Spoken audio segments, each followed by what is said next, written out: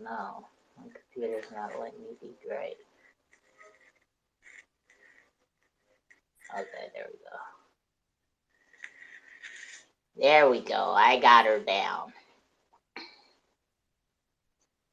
All right. Got it being recorded so I can throw it up on YouTube for you later. I can send it to you if you want to.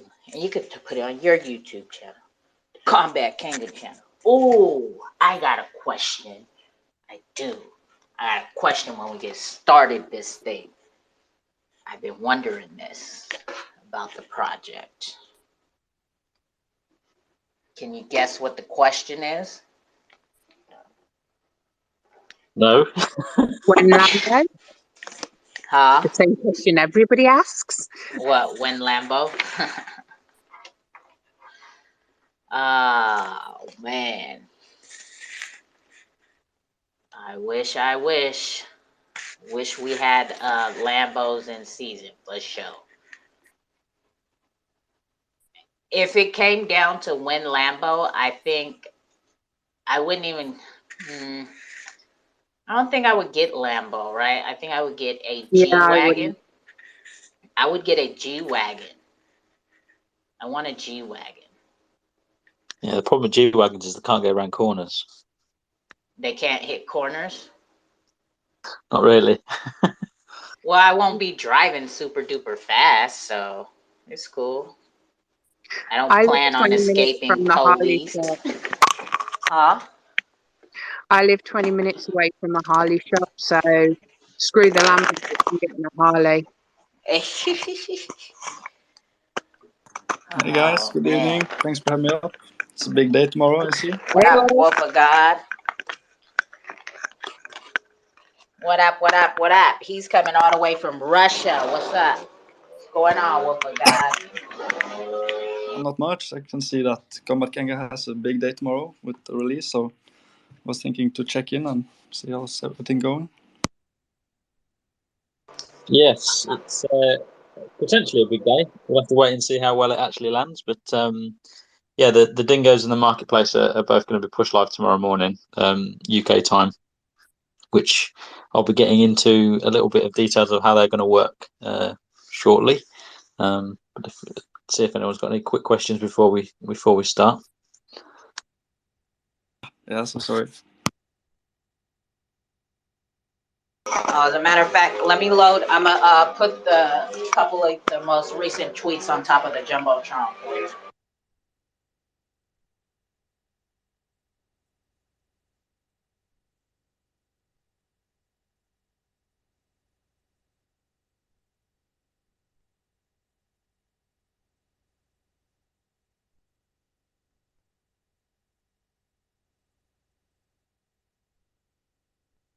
I feel like it's so quiet. When I get done smoking my cigarette, we're gonna play some music. We're gonna get this turned up, crunked up.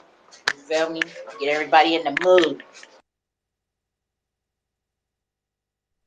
How's it going, everybody? Neil, Too Cold, Hells, Wolf, Chris, Ari, Actor. What up, Red Eye? What up, what up, what up? Hey, Red Eye. Hey. I am inside seeking shelter from the heat. Oh, you at work? It's hella hot? No, I'm at the pad now, under AC. Actually, no, it's still cool in here. I haven't turned on the AC yet. Yeah, it hasn't really been that bad of a, like, it hasn't been a heat wave of a summer up north in Cali. It's been like pretty like, I don't know, what, fall season-ish type of summer weather. Like, I'm in a hoodie right now on my patio. Yeah, I think it's a little bit cooler in the Bay Area, though, right? Well, I'm not in the Bay, but normally where I'm at is hella hot, like, in the summertime. Like, I'm talking about hot. I remember 2020, I was miserable. It was fucking hot as shit. Yeah, And overall, 19. yeah, it has been cool. Yeah, it's been like kind of a cool summer season so far. What is cool summer season over there, actually? Um, like 80s, 90s, because normally in the summer it's like high 90s can push hundreds sometimes, Can we but talk it in hasn't. Celsius? Nah, we deal with Fahrenheit. Yeah, it's in the upper 90s over here with a little heat advisory. Yeah, it ain't been no heat waves up here at all. Is everyone in America speaking Fahrenheit? Yeah, our metric is Fahrenheits and inches and gallons. Fahrenheits, Except when it inches, comes for and weapons, I guess.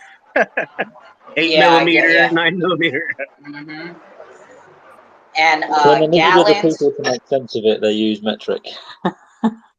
Wait, say that again. I said when they need other people to make sense of it, they'll use metric. I guess that shit's still confusing to me. I thought it was only in England they used so fucked up measurements, but in America also. Yep. Cameras, we use metrics and cameras.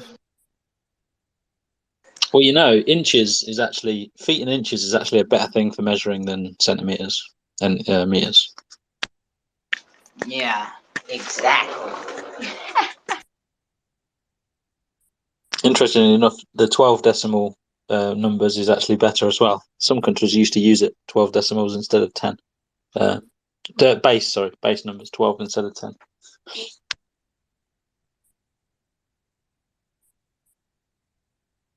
There's a bit of trivia. Can anyone guess why a base 12 number like in inches is better than a base 10?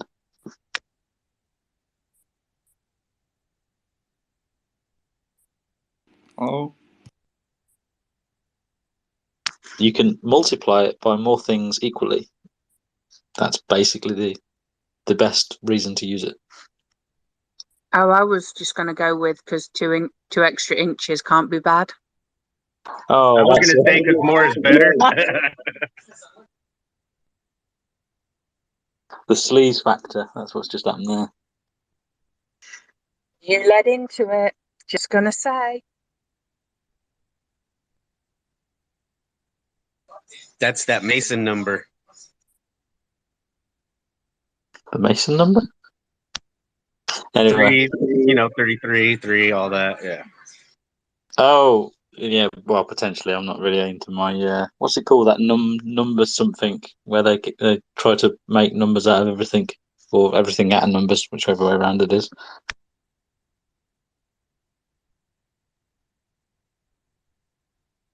So anyway, I guess we should probably start about now and go through some things. But what was your question too, Cole? Did you actually ask it?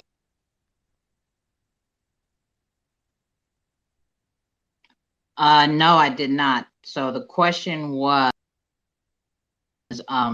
will combat kangas be 3D? Will you ever do 3D 3D kanga? It's funny you should say that because that is actually rising in my list as the game progresses. I'm drawing up with some plans of getting the kangas and the attributes done in 3D. It's mainly for the game more so than necessarily an outright NFT type thing. But it'd be nice to have them in the game as full on 3D assets to go along with the game. But at the minute, it's a card game, and those types of assets do cost a fair bit to get done in terms of labour. It takes quite a few hours to do one. But yeah, it's something we're considering. Okay. Yep, that's what I wanted to know. Okay, so tomorrow then. So tomorrow, there's two main things that are going to be happening tomorrow. The first one is we'll start with the dingoes because that's the easier one for people to get. So the dingoes are going to be released in the form of the coupons. So essentially, you buy them with XRP directly from the website. You don't need to buy an IOU token. I don't want to do any more IOU tokens for anything because it's too much of a hassle, and it's not in the spirit of what we're trying to do as a project. We're selling the NFTs. We're not, it's not something that we want as a token that people are just buying and selling needlessly. So we're selling them directly this time. The prices have been published as, the first 500 are at 5 XRP, the second 700 at 15 XRP, and then the next 1,000 are at 30 XRP. That pretty much gets us to where the Kangas are now. So the Kangas are roughly between 30 and 60 XRP. So that's where the first 3 price points are. But essentially, there's going to be 6,000 available. 2,000 have been reserved for different reasons. So some of them is if you have 10 Kangas, then you can claim 1 dingo. So obviously, with 8,000, if there was 8,000 divided by 10, which would give us 800 dingoes that have been claimed that way, which leaves us another 1,200 dingoes for different use cases, marketing, giveaways, that type of thing. So there's only 6,000 going to be sold. The other 2,000 are basically going to be given away for free. The way that the selling works, you can do one of 2 ways to buy it. So you can do essentially like a limit buy, where you can see the current price point. You say how much XRP you want to spend. The UI will actually always round it up or down. So let's say, for example, you put in 45 XRP. It would either round it up to 50 and say you're going to get 10, or it'd round it down to 40 and say you're going to get sorry, let's start again. If you put in 47, it will round it up to 50 and say you're going to get 10, or it'll round it down to 45 and say that you're going to get 9. But the other way to do it is if it is busy and you can't buy at the current price because that price is changing, which I doubt, but it could happen, you can opt to do a market buy instead, where essentially it will give you underneath when you type in what it estimates you'll get as a market buy. And then if you do a market buy and the price changes when your order goes through, you'll be buying from whatever tier it currently is at, and then you'll get refunded anything that's basically couldn't fulfill a full dingo. So let's say again, sorry, but you tried to do 100 XRP, for example, at the 5 XRP price, but they all sold out, and you did a market buy. That 100 XRP would be used at the 15 XRP price bracket, and it would buy you as many as it can. And if there's any remainder left, then that will get refunded back to your wallet as a surplus, because obviously it may not necessarily work out that you get an exact number when it divides. So that's the way that the dingoes are going to be sold. The artwork has been finished, but the reason you can't pre-mint your dingo straight away is because we're running the competitions to have 2 more assets or traits for every single trait set. So today it's ears. Yesterday it was, over the weekend it was the eyes. So we're going to get all those done first. Then we're going to get those art pieces created and added to the collection. Once they're added to the collection, we will enable both the pre-minting, just a random pre-mint like you do with the Kangas today, and we'll also be enabling the NFT boards. So you can buy a 5-card board, a 10-card board, but this time when you buy the board or when you activate the board, you get to pick. Do you want it to be a Kanga board or do you want it to be a dingo board? Depending on which board you pick will depend on what options you get on the board. You can't have a mixed board. It has to be one or the other. And you need a dingo coupon to redeem a dingo, and you need a Kanga coupon to redeem a Kanga. So that's essentially how the dingoes are going to work. Very similar to what we've got today, but they are the second faction in a collection of 3 factions for the game. So the Kangas are our hero class. They are the ones that are basically the good guys. The dingoes at the moment, if you're following the story, they're definitely a bad guy class. They're definitely on the evil side of the spectrum. But there's something about the dingoes in the game which makes them slightly different to the third faction, which I won't say quite yet, but I will say it in a minute, I think, because I said that I'd release who the third faction are on this call. And there's two reasons for me to do that. The first reason, well, actually, no, there's one main reason for me to do that. When the website goes live, the next few chapters of the story are going to be revealed, and it's going to be fairly obvious what the third faction is if you listen and listen to the story. So by that point, we can just let you guys know who it is. And the second, which isn't really that important now, but the second reason was, well, once we've released the dingoes, we always said we were going to then reveal what the faction for the third one was. But it's actually the placement of this faction in the story, which is about to be released, that really makes it obvious that we should say who they are. So I'll stop talking again for a second, see if any questions, and then if not, we'll move on to the marketplace. Okay, so let me break this down in layman's terms. The NFT boards, if you guys don't know what that is already, it's already up for the Kangas, right? So the NFT boards is instead, so as you can pre-mint right now combat Kangas, right? You take your IOU token and you change it into a coupon, right? Which is when you go to the website, you log in with your wallet, and then you would go to where your wallet shows up on the website. You would click on that and it would take you to what is essentially your Combat Kanga account. So from there you would hit the shop button, and then that is where you would retrieve the IOU token and turn it into this coupon. Okay, so you would take you have, for the Kangas, you have to have an IOU token already and change it into the coupon.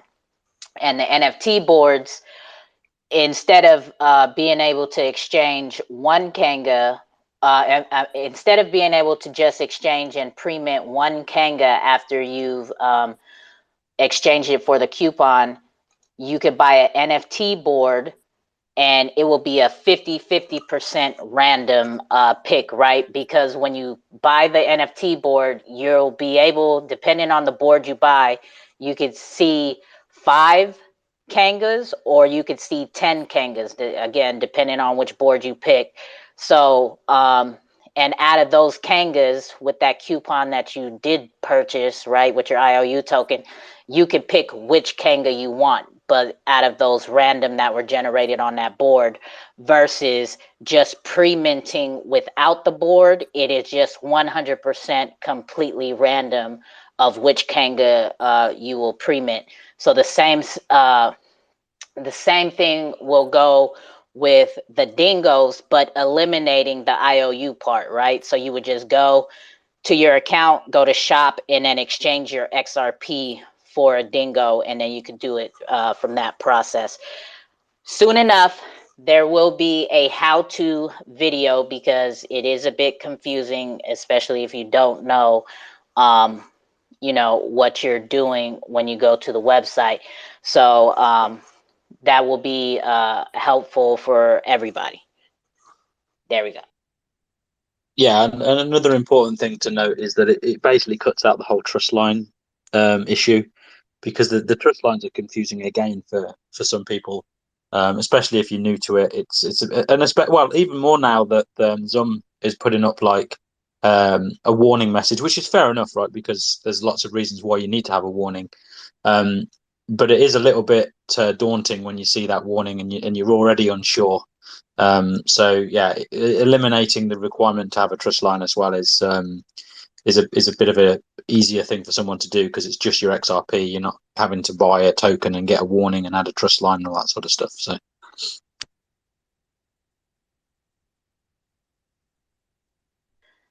All right, I think we're ready to go with, so does anybody have any questions with anything that he has said so far? Right? I'm just wondering, I saw the video, by the way, here the other day. Looks amazing. The Combat Kanga video. Is it possible to start to play it tomorrow when it releases, or how is that? No. So the game is actually in two flavors. So we have the 1 inch punch tournament, which we are going to redo. So the logic of that game is actually done, but the visuals of it just ended up being something that was just not very good at all. So we decided not to release that because it was better. Well, we think it was better not to be seen than it would have been to get a bit of disappointment on it. So that game, the logic of that game is done, but we're going to be redoing it as a purely web game, and that game is the one where you basically it's Kanga versus Kanga or Kanga versus Dingo by the time it goes live now, where it's a bit like Top Trumps. So basically, there's a spin of a coin to see who gets to pick the attribute of the card. Once you've picked your attribute, then those two attributes are compared, and then the card with the better attribute is the card that wins. You get points for competing. They're Kanga points. The account that gets the most points in the week and in a month, there's a leaderboard. So you first place, second place, and third place get more Kanga points for winning like a weekly or monthly tournament. The main game that you're seeing, that's the Way of the Poor. That's the full 3D strategic card game. So we're at the point now where we're probably, if I'm estimating now, we're probably about 60 to 70% of all of the assets for the game are complete. What isn't complete is the some of the logic inside of the game. So when you select a card, well, how do we present the cards for you to pick when you're in a match? How do those cards then move from being a card to being the emblem on the board? Things like that, they still need to be done. Once that's all done, we can start playing around with the game a little bit more openly as an alpha. So we have already said that anyone who's a tester, which you can be a tester by basically just pre-minting any 10, it will be now. So you can have 5 Kangas and 5 Dingoes, or 8 Dingoes and 2 Kangas, or whatever it might be. Then you can be a tester. So we'll be opening the alpha up to the testers once it's ready. But I don't really want to say how long that is because it's a bit of a difficult thing to predict at this point. I need to get it to a state where these things that I just mentioned are working. Then I'll be able to predict more accurately. Okay, we're a few weeks away or a couple of months away, and I'll feel more optimistic about what that estimate is. At the moment, if I gave you a date, it would clearly be wrong. So I'm a little bit nervous about giving dates at this point.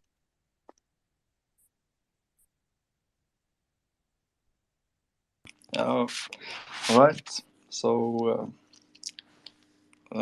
yeah, and also, are you working on an app or something, or is everything going on inside the web browser there? So for the full game, no, that's an Unreal 5 game. So that will be a PC game, Xbox and PlayStation, as well as mobile. So the mobile will probably come afterwards in terms of the visuals, just because we've started it as a full screen game at the moment, and the assets have been designed as such.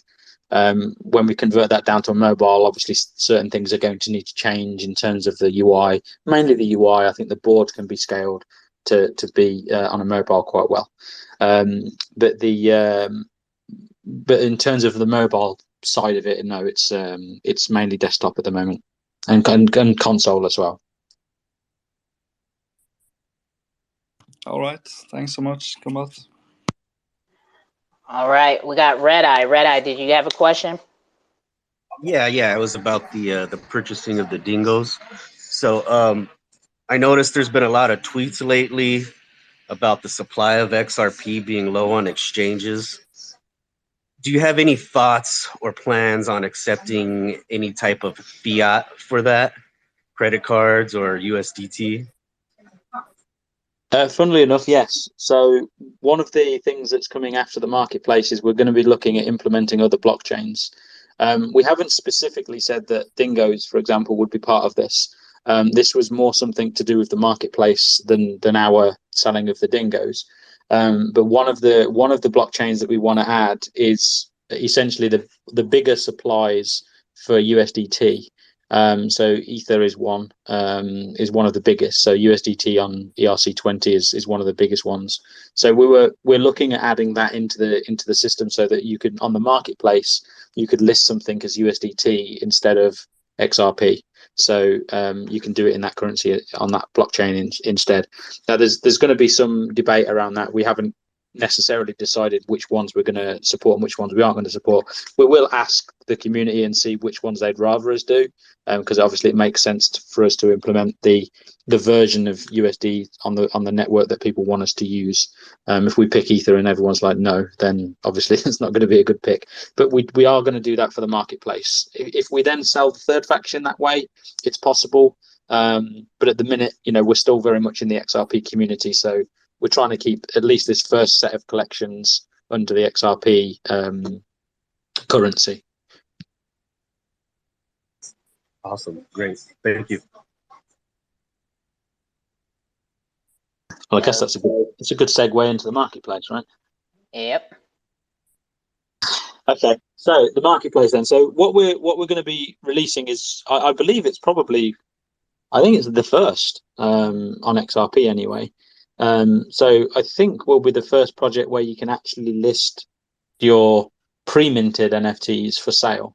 Now, it might sound like a strange concept because you haven't got your minted Kanga yet, so how can you sell it, right? So the point of the marketplace is that everybody that logs in, you get an account created. So that account is essentially linked to your wallet. In the near future, we'll be making it so that you can actually log in with multiple wallets under the same account in case people have got that. We have had that as a request by a few people where they've got like 3 wallets and they want it under one account. So we're going to be adding multi-wallet to the accounts. But your account is what holds the pre-minted Kanga. Until the day that we can actually mint it into your wallet, they are all stored underneath your account. So what we can do with our marketplace is essentially let you put up your pre-minted Kangas for sale early. So let's say you have a gold Kanga and you don't want to, you want to sell it as opposed to keep it, then you'll be able to list it as for sale. You can set a price of what you want to sell it for. Currently, that's in XRP. But as you just said, or just asked about USDT, we are going to be making it so you can use a different currency to sell that Kanga or Dingo. Now, another currency that we're going to be adding, or another blockchain that we're going to be adding, is Hedera. So it's also possible in that instance to sell it for, say, HBAR instead, if you wanted to sell it for HBAR instead. So there will be essentially 3 blockchains that are going to be supported on the platform. And again, I'm using the word near future. I'm assuming it's going to take us a couple of months to get this working. But by that point, you should be able to list your Kangas for sale in XRP, USDT, or possibly HBAR, whatever the best currency is for Hedera. But I think that's probably going to be it. You can also have the ability to accept offers. So you can say, look, I want to sell it for, I don't know, let's say 1,000 XRP, but I want to receive offers. You can set a minimum of what that offer would have to be for you to consider it. So you don't get like offers for like 1 XRP or 10 XRP. You can set a minimum. You won't get any offers that are underneath that minimum. They'll automatically be rejected. And then if they are above that minimum, you will then get a notification. If you link to Discord, our bot will send you a message saying that someone's made you an offer on your Kanga or your Dingo. They'll show you which one it is, how much the offer's for. You can then go into the website and you can either cancel or reject that offer, or you can accept that offer. So if you reject the offer, the person who made the offer is then sent a message saying, sorry, it's been rejected. If you accept the offer, the Kanga or Dingo that you put for sale is technically at that point sold. The person you've made the offer to has 24 hours to make the payment and send the payment through. If they don't do that, the offer is rejected automatically, and the Kanga/Dingo gets put back onto the marketplace as if the offer was never accepted. Obviously, that's to stop people from just making offers and then not paying, right? Now, if you're a buyer, you can obviously do the buy it now, which is essentially you click buy it now, you scan the QR code, you send the funds through, the order gets processed, and then that's it. You've brought your Kanga or you've brought your Dingo. If 2 or more people were to try to do that process at the same time, the first transaction to get through the system is the one that will be the winner. So let's say, for example, 3 people try to buy the same Dingo or the same Kanga. Whoever scans the QR code, swipes it in Zoom, and sends the money the quickest will be the one that gets it. So just because you see the QR code first doesn't necessarily mean you'll win the sale, because if someone else swipes before you do, their transaction hits our server first. And there's a few reasons that we do that, but the obvious one is that you can't just say you want to buy it. The card then gets locked, and then no one else can buy it while we wait for you to pay. So for that one, it's the first payment that succeeds. 99% of the time that will be the only one that's going through at that particular moment, unless you're really selling one that's really, really popular for some odd reason. And then the ones where you failed, as in your order didn't go through, that money will then be sent back to your account. So basically the way it works is, if you were the second transaction that came through, the system would see that it's already been sold, and it would then send the money back to you as a refund. And in the message of the transaction back to you, you'll see that it was a refund for a failed purchase. So that's how the purchasing works from a buyer's perspective. If you're doing an offer, you get a chance to send the offer in. The person who is selling the card has I think we've got it as 3 days currently to accept or reject that offer. If it's accepted, you, the buyer, have just 24 hours to actually go back into the website, pay for that offer, and send the funds. If you don't do that, like I said earlier, the offer will get rejected, and the system backs it out as if it was never done in the first place.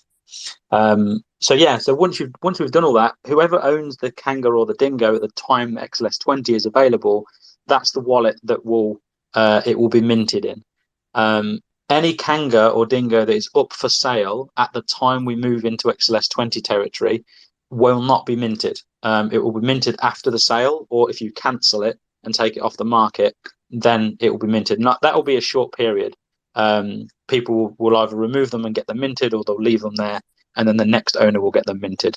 But when we're going through that period, there'll be a freeze on creating new sales on the marketplace, just while we run the minting code, which will probably take a few hours to run through and mint all the ones that are owned. But yeah, so that's how the marketplace is going to work. Like I said, I think it's going to be one of the first, if not the first, for XRP, where you can actually sell the NFT that you've got. And I know we were one of the first to actually show you what the NFT was going to be. So exciting. Looking forward to tomorrow. One important thing. So the commission on the marketplace at the minute is 5%. So if you sell it for 100 XRP, you'll receive 95, and then the Combat Kanga project will receive 5 XRP. So it's currently at 5% for a sale. So if you want to attain 100 XRP, then you'd list it for, say, 105 XRP. That's basically how it's going to work. So it's the seller that takes that cost. It's not the buyer. So if it's listed at 100, the buyer sends 100. The seller will receive 95. So keep that in mind when you're putting something up for sale. There's a 5% fee for that sale when it comes through. So you could just add that 5% to the amount you want to sell it for if you're adamant that you want to get exactly that amount. So just something to consider. I think that's probably all I should say right now about the marketplace. I'll see if there's any questions. So anybody got questions, hit the request button so we can bring you on up. And just to backtrack real quick, I know he said earlier before we started segueing into the marketplace that with 10 pre-minted whatever Kangas or Dingos, right, it could be a combination. He misspoke because I DM'd him and then he said that was his bad. Is that correct, boss? Is it still 5? Yeah, sorry, it was 5. I don't know why I said 10. I think 10 was an old number in my head from months and months ago. Okay, so if you pre-mint 5, however, it could be a combination of whatever Kangas and Dingos. However, you add it up to 5. You will be able to be a beta tester for the game. It is not 10. So pre-mint 5 of the 2 factions of NFTs just have a collective of 5 altogether, and you will be able to be on the beta testing.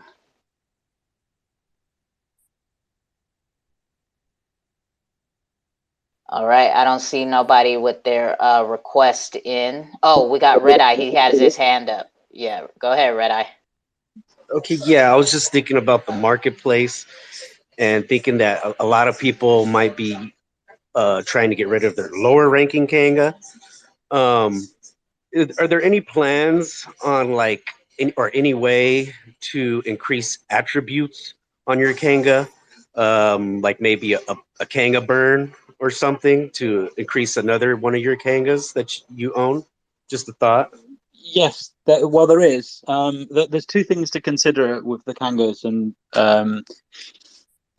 what makes them, I guess, worth more than another. So first and foremost is the XP. Right? The XP is a direct correlation between the rarity of the traits and the value of the XRP. Sorry, the value of the XP of your card. So if you've got a Kanga with loads of value but rare traits, its XP will be in the 9,000s, right? Now that isn't necessarily what people might find valuable, right? Some people might find just a unique looking Kanga with all normal traits looks really cool. So it's difficult to know what is and isn't actually going to be a good Kanga, a lower Kanga, when it comes to the artwork. If it comes to the stats, the fighting stats, then something that we've had in the white paper since the beginning is the ability to boost your Kanga's stats, and the method in doing so is on the website, and it shows you how many Kanga points you need, to do it. I believe it's been so long now. I need to go back and check, but I believe you can spend a maximum of 10 points per card, and those 10 points you can spend differently on the different attributes. So let's say, for example, you had a really good power, a good agility, and a good technique.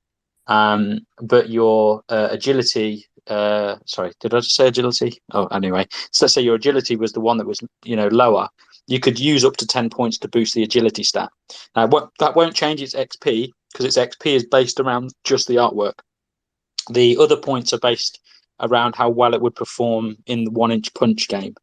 The other thing to consider with the XP is that XP can or will be able to go up when you play the full game, because the XP is linked to the progression of that character in the game. So if you play the single player campaign, which we are quite a ways out from having available because we've got to write all that part of the game, you'll unlock new a skill tree basically within the game, and that is where your XP can go up. So again, if you have a high XP Kanga, if you use that in the game, effectively your skill tree is unlocked further because you've already started with a high XP. So sorry if that was a bit wordy, but there's quite a few reasons why a Kanga might be seen as worth more than another. It's not necessarily just it's a gold Kanga versus a silver Kanga or whatever it might be. Awesome. Great. Thank you. Okay, we got Wolf of God. Go ahead, Wolf of God. Yeah, I was just wondering, is it possible to play with the computer, or is it only based on play with other players online? And also, what happens if you lose the battle? Will you lose your card to the player, or what benefits will the other player get if you get beaten? So in the sorry, can't get my words out. In the 1-inch punch, that already works as a single player and a multiplayer. So you can play against the computer because it's essentially just, but the way that the logic will work is the computer picks a random card in out of any card in the game, and then obviously, but not your card. So it will always, if the computer is the one that's says wins the coin toss, the computer will automatically pick the best stat that it can pick, and it will play that. So there is a single player version of the 1-inch punch. When it comes to the Way of the Poor, yes, there will be a single player, but the very first version of the game will be multiplayer only because we need to build the AI to actually do the single player. So if you think about it as how the game will progress, the first thing will be player versus player.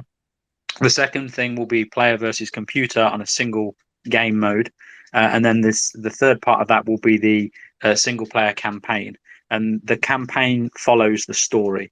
So if you listen to the Way of the Poor story, the single player campaign is essentially going to follow that story around, and you'll be, Kanga Lee or is the default character, but your character will be sparring off against some of the things that happen in the story, and that's how you'll build your character as XP.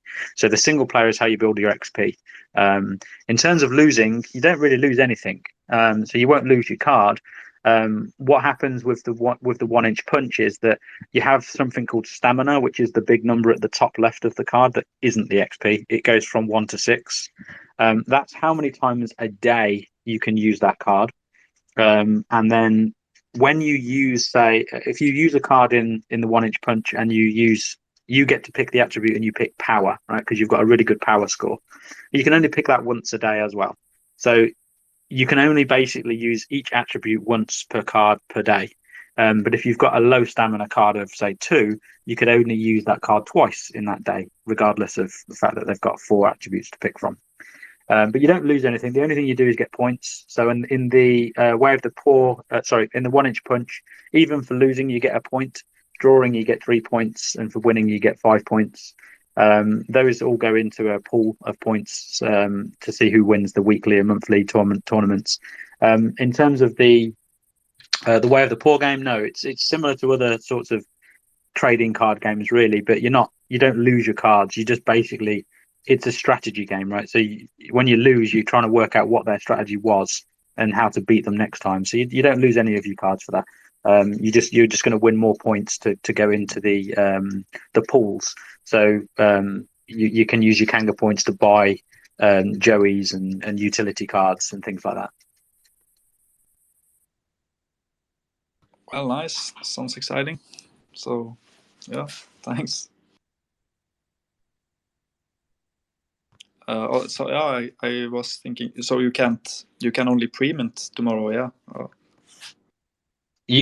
Well, for tomorrow you can only get the Dingo coupons until the competitions are done, when we've got the final sets of art pieces for the Dingoes.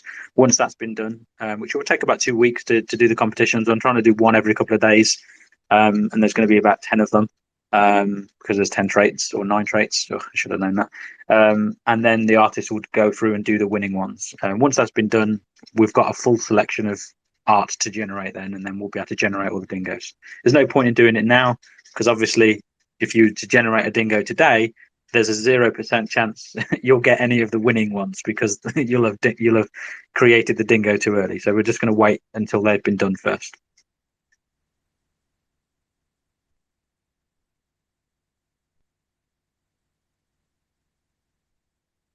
Sounds amazing, yeah. Thanks, Combat.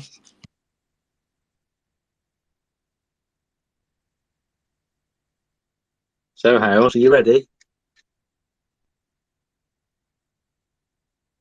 How is the process going with the voting for the XLS20? Is there any light in the end of the tunnel? No, I don't think. I mean, I don't have any conclusive evidence to support this theory, but what you can say is that they're not voting for it yet. And I've been on some calls with the developers at Ripple, not personal calls, just public calls, and mentioned a few issues with what might happen if XLS20 was to go live in its current state. I've heard other people grumbling that they want to wait for hooks to be enabled on the network first, because that could be then used to, make some things a little bit better, but it still doesn't solve some of the problems. So I'm not entirely sure. What you've got to consider is that from a validator's perspective, what they're interested in is running a server that isn't going to need restarting, it isn't going to break, and these things aren't going to impact the ledger in a negative way. So they're looking into this a little bit more now, especially as people are pointing out some of the issues that potentially could happen. So I think they want to close a few obvious issues before they vote on it. So I don't see it being passed anytime soon, frankly, from what I'm hearing. But like I say, none of it's conclusive. It's all just hearsay. So I'm not entirely sure when XLS20 is going to drop, but I'm really not too sure.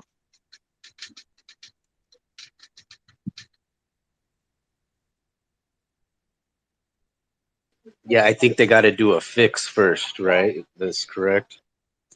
Well, there's a couple of fixes. There's a directory fix. There's a negative offer fix. But these are just small fixes in terms of like logical problems that they had with the code. There's protocol level problems that I've raised, like the ability to spam offers everywhere. Send offers in currencies that the seller wouldn't want to accept. Try to send them offers in currencies that are basically fake currencies, because you have to trust that the seller checks the trust line to make sure that it's the genuine token that you're being sent, and not someone who's just created a fake token and said, "There you go, I'll offer you some of my fake tokens for it." So there's lots of issues that I've got personally with it that I think need to be resolved. I don't know if they're going to be resolved, but there's quite a few. So yeah, the ones that they're fixing at the moment are the ones that they publicly said that they're being fixed. But I hope that there's some things that are being slightly private internally that they're discussing.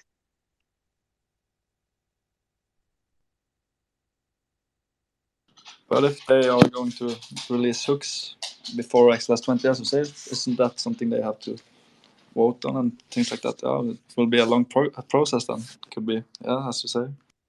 It could be, but if I was a betting man, which I'm not really, but if I was a betting man, I would say that there is far more use, or let me rephrase it. If I'm a validator and I care about the longevity of the network, there's is a better use case for me to vote for hooks than there is for me to vote for NFTs. So all the hooks are going to be a net gain for the network in terms of the ability to perform or send transactions in a more optimal way, like sending money and splitting out fees and rejecting certain transactions and things like that. There's very little of a downside because of how it's been done. So if I'm a validator and I'm looking for a better experience for the network, I think hooks is a no-brainer. NFTs, however, comes with a potential load of question marks in terms of performance. Do I need to monitor my server more? Do I need to check my storage more often? All these types of things, they don't really need to think about as much for hooks. So I think actually, if hooks was up for vote now, I think the vast majority of the validators would vote for that very quickly, because it's just simply a no-brainer for them, in my opinion, compared to NFTs, which it's a little bit more political. There's a little bit more unknowns and uncertainties around the performance. So I think hooks will go through quicker than XLS20 will.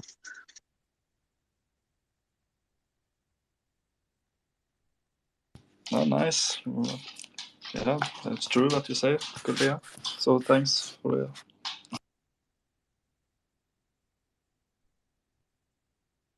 So is Hale still there? Yeah, I'm still here. I'm going to be writing a tweet about the third faction. That's the only reason I'm here, right? Tell me which it is. I'm posting it now. I should have written this earlier, shouldn't I? But never mind. I'm writing it literally now. So I don't know if Too Cold can fill some space for a second. I'm sure Too Cold will play the Kanga song if you ask her nicely to fill the space for a couple of minutes. Yeah, exactly, right. I was getting everything set up right now. Great minds think alike, Too Cold. That's what it is. Do just that, right? Let me get these headphones in. Okay, yeah. So, as y'all know, most of y'all, Lemmy and Kamikaze made a song about Combat Kanga, and the song will be included in the video game this time. So here we go. Here's the Combat Kanga song. This time is different. This time we have a guest, and he shall help us find the next path. There was a hushed silence as the elder spoke. Lee could feel himself becoming flushed. He was not used to all this attention, and before he could stop himself, he had screamed out over the elder. Why me?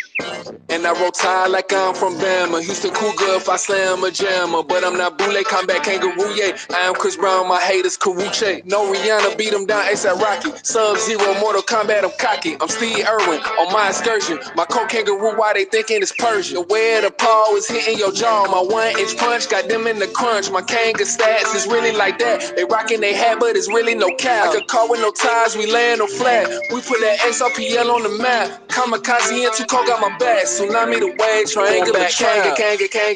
Kanga, wow.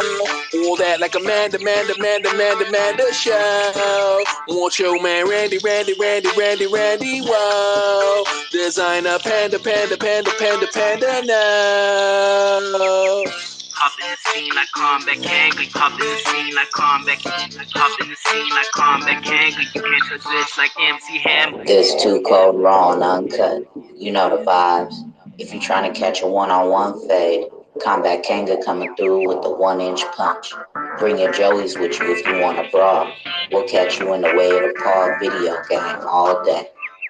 We kicking it, plot is thickening. NFT game, man, we winning it. Short hands, but we be swinging them. Punchlines, yeah, they be feeling them. We are kangaroos in combat, stronger than koalas and wombats. Keep it cooler than kangaroo jack. Like a boomerang, we coming back. But the team is in it to win it though. Fighting against all of these dingoes. Winning house, my XP grow. Hop in the scene, fighting toe to toe. We in combat, we ain't no wannabes. Rocco's modern life, we ain't no wallabies. There's a difference in size and speed. Hop in the scene, so we're in the lead. Going back, Kanga, wow.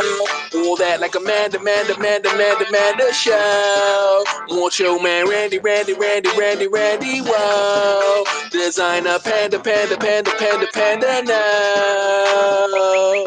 Hop in the scene like combat Kanga. Hop in the scene like combat. Hop in the scene like combat Kanga. You can't touch this like It MC has Hammer. been a long and interesting day. Kangaroo, you are no longer a stranger to us. I believe we can help you, but there is something we must do first. Travel with us on this path. Train us, teach us, and prove yourself when the time comes. Lee looked down at the ground beneath him. He desperately wanted to help his people, but he would be powerless on his own. He grabbed a fistful of dirt and squeezed it until his palm hurt. He slowly raised his head to the elder and gave a silent nod. All right. That is a Combat Kanga song. And our guy right there, boss man, Crypto Red Eye, that beat, he made that beat. And Lemmy and Kamikaze liked it, and so they hopped on his beat. I love that song. It's a deep one. So. Okay, I guess he's still writing the tweet out. I'm back. The tweet's there. It's on the Jumbotron, and I've already put in a request for an eagle. Oh, there it is. There, the third faction of the of the Combat Kanga NFT series, and all 3 characters that will be in the Combat Kanga game. You have the kangaroos, you have the dingoes, and we will also have eagles as a part of the game, and it will be an NFT collection as well that he will be dropping later on. We're still in the process of dropping the dingoes, so it's going to be some time before we get to the eagles NFT collection, right? And speaking of the dingoes, the contest for the eyes, which 2 features won for the eyes, boss man? So the guy who won it, his English wasn't great, bless him, but I did speak to him about it. So his second choice was shadows, which he didn't quite mean shadow eyes, because I needed to ask him what does he think a shadow eye is.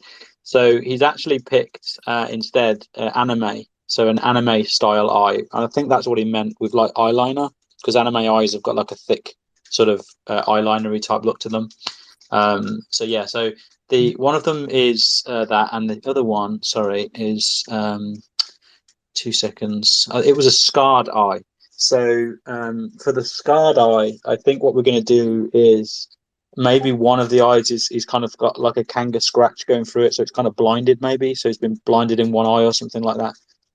So that's what it sounds like we're going to be doing. So anime eyes, which are going to look like anime eyes, I guess, and then a scarred eye, which I spoke to the artist about it, and like I said, my suggestion was that it was, one of his eyes is blinded with a scar, like a scratch going through his eye or something. So they're the two. That's dope. That's dope. So he's the winner, and he will be airdropped a dingo. Is that correct? Yeah. So the winner gets a free dingo, as well as their 2 suggestions added to the collection of art. Okay, and on top of that, you dropped another contest. So since the eyes are done, what contest do we have going on now? So today's the ears. And I think I had to put a comment on, and I think I'll make it a bit clearer in the third one. So this one you can pick 2 sets of ears that you'd like us to do. Unfortunately, people seem to think that they're supposed to pick one of the ears in the collection of images that they see underneath. They're the current ones we have. We want people to pick 2 brand new ideas. So I'll make that clearer on the third one. But it's ears. So pick 2 ears if you can. So there we go. Another contest up, and if your ears win, do the winner get a dingo as well? Yeah, so every competition is the same. So every competition we pick one at random. That person will get a dingo, and they'll get their 2 options created. As long as they're not, really bad, sort of, offensive type suggestions.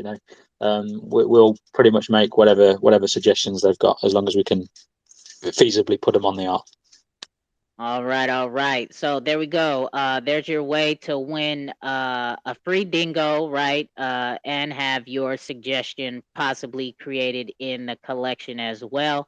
And on top of it, I'm not writing no tweets out today. I'm not liking, retweeting, or nothing. I was gonna kick back all day, but he threw up this surprise thing.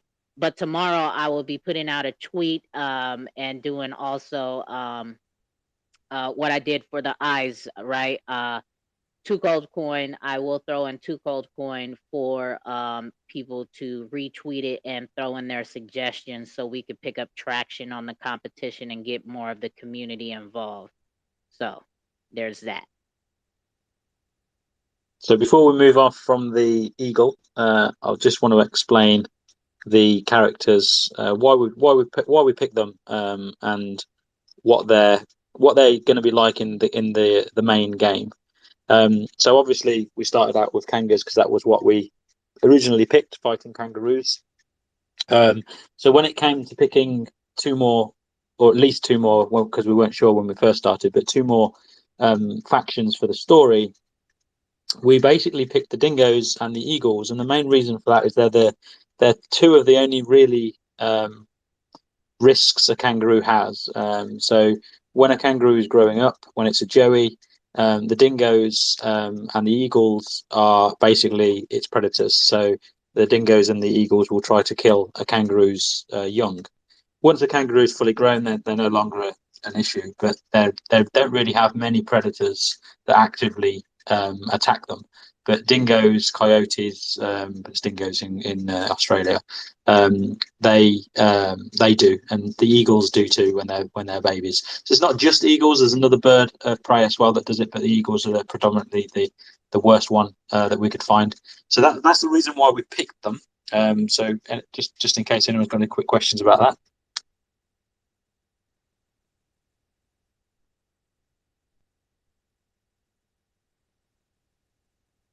No questions about it, but so many ideas for eagles. Oh, so many. So in terms of the game then, and how the 3 different factions will play out. So to understand the way that the game works, there's basically faction cards, which for the kangas are called joeys. For the dingoes, they're called cubs. and for the eagles, they're called chicks. So the faction cards are your main cards that you battle with. Your character card is the main player on the board, and the name of the game is to defeat the other person's main character. You do that by going through their faction cards. The Kanga faction is predominantly based around defense. So their best form of attack is to defend. So if you've ever watched a kangaroo fight, that's exactly what they do. They sit back on their tail and they kind of wait and then attack. In terms of the dingoes, they're a little bit dumb. But they're very conniving. So the dingoes, their main attribute or their best means of attack and defense is through utility cards.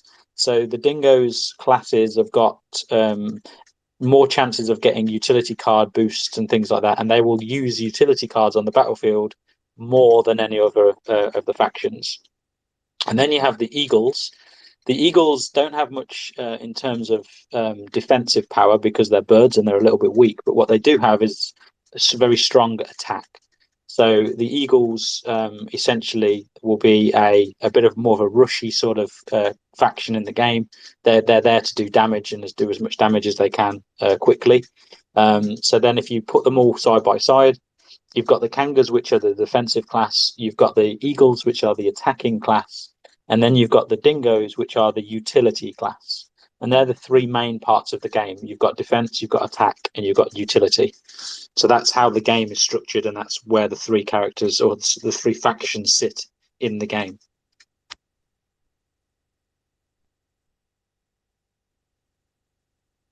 Go ahead, Red Eye.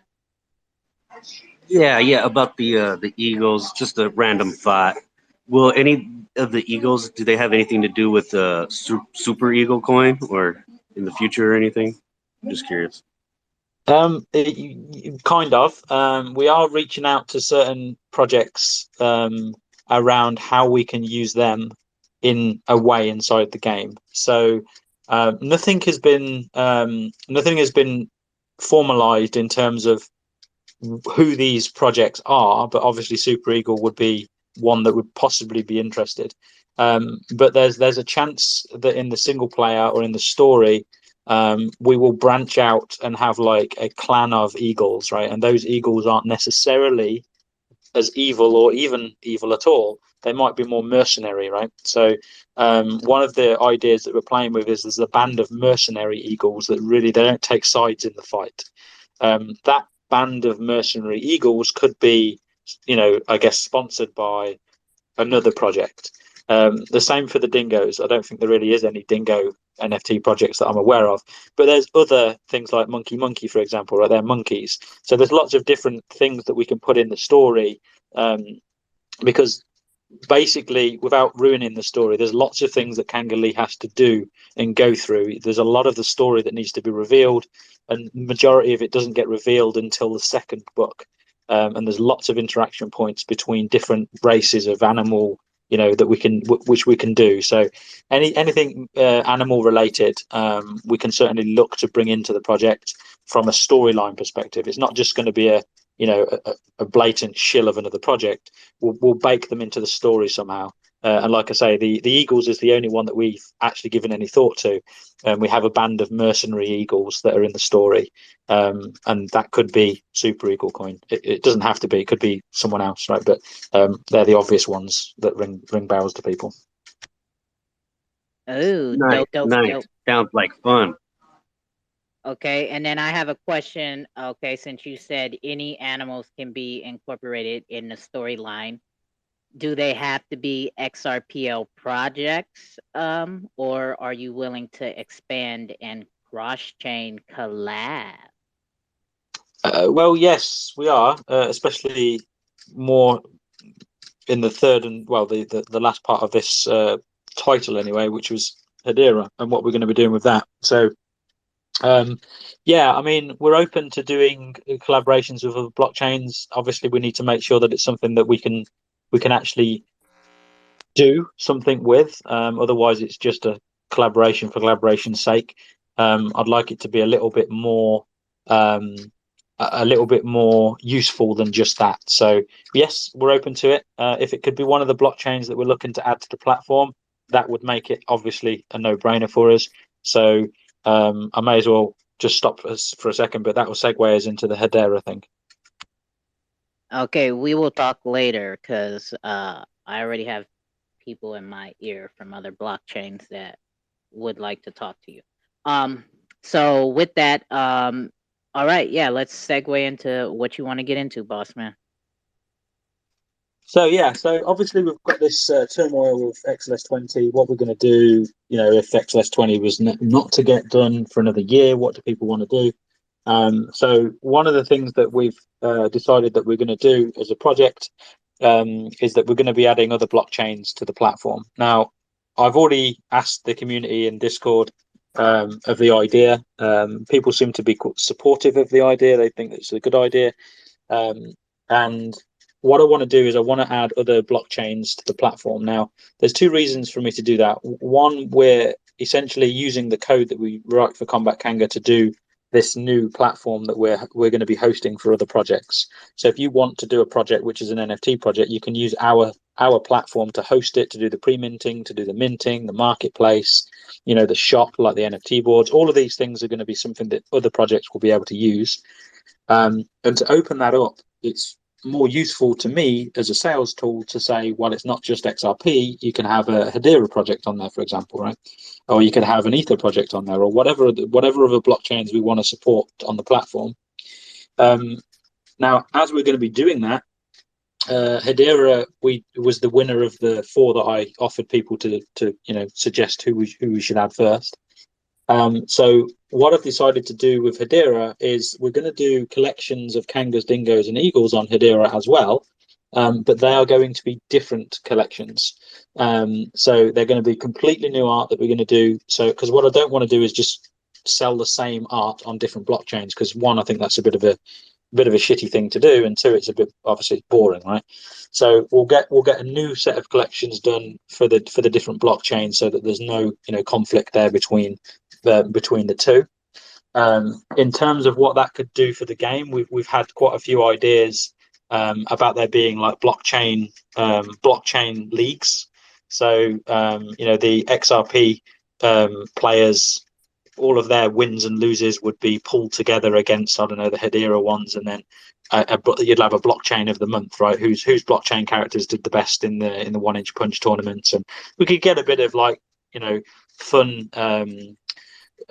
fun sort of rivalry between the different blockchains on the same game. And I think that would be quite an interesting and fun thing to do, because I've got people are quite tribal sometimes, but then sometimes they're not. So I think it could create some quite interesting conversations and fun and games that we could do with the different blockchains. Dope. Real quick before we get too far, when we were talking about the collaborations, so how about like with the collaboration with Xrpl that you already have going on into the game, and isn't there a master Xrpl NFT, master Kanga NFT for Xrpl as well? Yeah, there's basically the collaboration with them is that if for every Xrpl that you've got, you'll be able to get Kanga boosts, which was what we were talking about earlier in terms of boosting your card's stats. So for every Xrpl you get a free Kanga boost essentially, and when it's a Kanga boost from an Xrpl, it will visually, it will look like a power up mushroom as opposed to just a Kanga boost. But essentially the use case is the same. So you can buy Kanga boosts with your Kanga points, which you can earn by playing the game, or you can have an Xrpl, which is clearly an expensive way to get a boost, but it's a collaboration, to use a shroom to power up your Kanga instead of using the Kanga points to get the boosts. So yes, that was what we did with the Xrpl collab. There's not really much room to maneuver for mushrooms in terms of how else we could push that. I think that feeding your kangaroos and maybe your dingoes and your eagles mushrooms was probably about the only thing we could do, bless them, because they're mushrooms. But that was that's what you get for the Xrpl collab. But we're a bit light on collabs at the moment.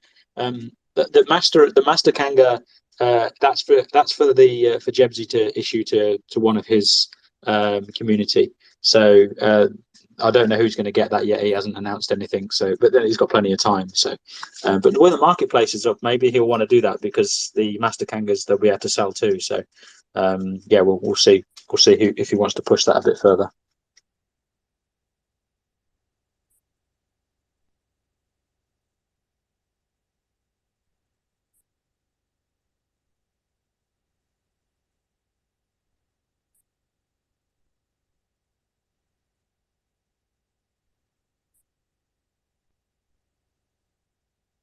I lost the last part there, but was it? Could you integrate with Xrooms? You said on the platform of yours. That's what I was just saying. Sorry, the X rooms is the if you own an X room, you'll get a free Kanga boost basically. Oh, nice. Oh.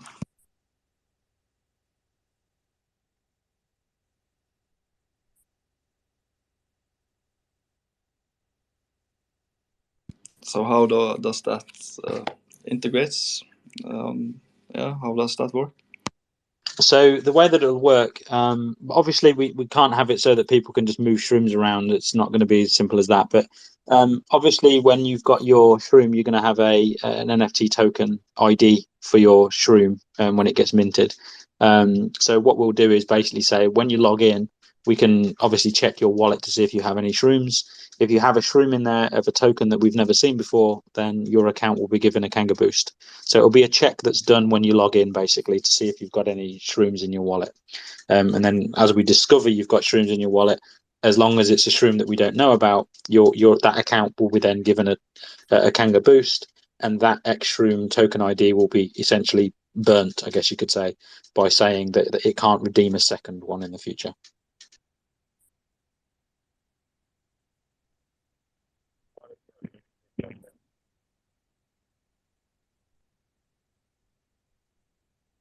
Sweet. Thanks. Come out. I think Chris tried to say something, but it didn't really come through. I was 96 extras. Sorry, all I got was X shrooms.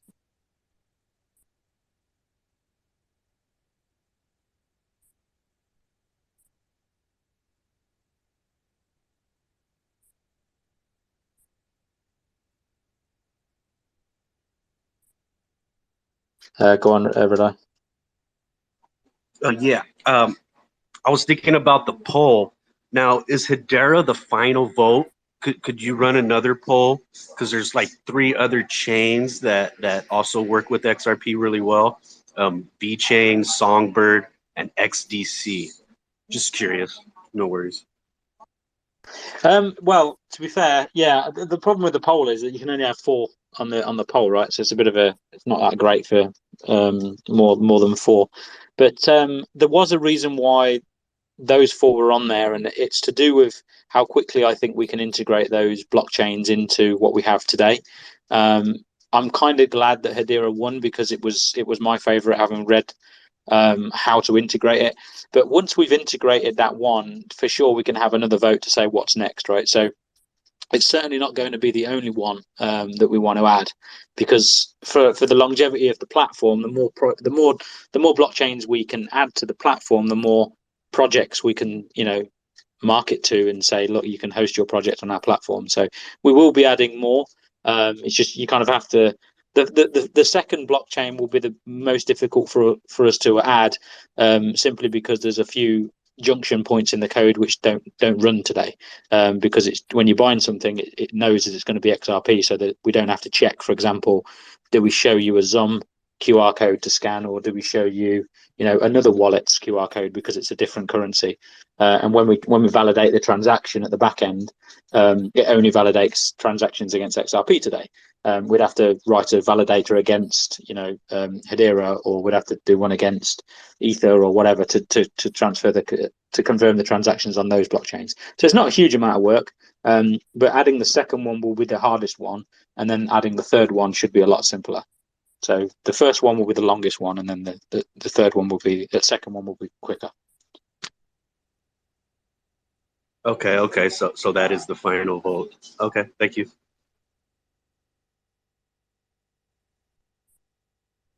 Just consider it as round one, because I have had a few people request different blockchains that weren't on the list. So we'll get that one done just to say that it's done, and then we'll open it up to a different set.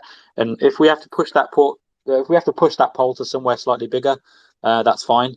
But the problem with that is people don't follow these sorts of things. So if the poll doesn't have the answers on it, then people don't follow it and then actually do the poll, if that makes sense. So you kind of just have to do 4 at a time, otherwise you only get like 10 entries or something, and then it's kind of meaningless. For sure. That's why I was thinking that Hedera was the winner of the poll, but you could run another poll with Hedera, and since it's the winner, and the 3 other blockchains. But if that's final, I guess that's final. Well, what we'll do is we'll do another couple of polls with other blockchains and just see, because if for example there's another blockchain that's very similar to Hedera in terms of its functionality and how we would integrate it, it does actually make sense to do 2 of them at the same time, or even 3 of them at the same time. So it depends on how they integrate. If they follow the same patterns, then integrating all of the ones that follow the same types of patterns would be easier and more beneficial. But if they're very different in the way that the way that you validate and the timings and all that sort of stuff, then it's simpler to do them one at a time. So I don't want to overcommit, you see. So if I just do one that I know we can do that one and then move on to the next one. So that it's not necessarily the final, but it's certainly, I think that it makes sense for us to do that one first and then open it up again. Awesome. Great. Thank you.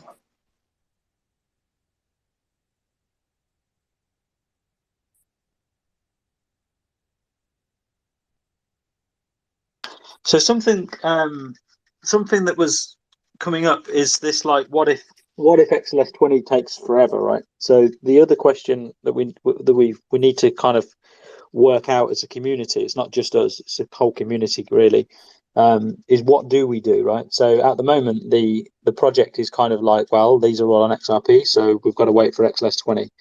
If people get bored of waiting, then clearly something is going to need to change.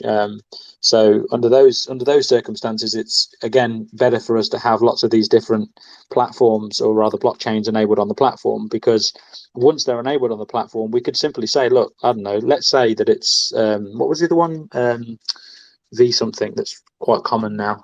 Someone help me out. VeChain. Yeah, VeChain. Let's say everyone said, no, we just want them on VeChain. Well, if we've implemented VeChain on the platform, we can just say, okay, well, we'll just mint everything on VeChain then and be done with it. But obviously that's a fairly big question, or a big change of direction potentially. But if the community just says, look, we're sick of waiting because it's taking forever, and we have to be able to pivot. So again, adding all these different blockchains to the platform really gives us a great opportunity to say, okay, well, if you're bored of waiting, we can mint them a different way for you, and that could actually be on a per person basis if needed, right? So let's say, like, hold on, boss man. Neil, you sound kind of like muffled. Sorry, I've got my fan on. It's getting a bit warm. I just turned it off. Hang on. Right. Yeah. So let's say 10 holders came together and said, look, we'd rather just have ours on Hedera.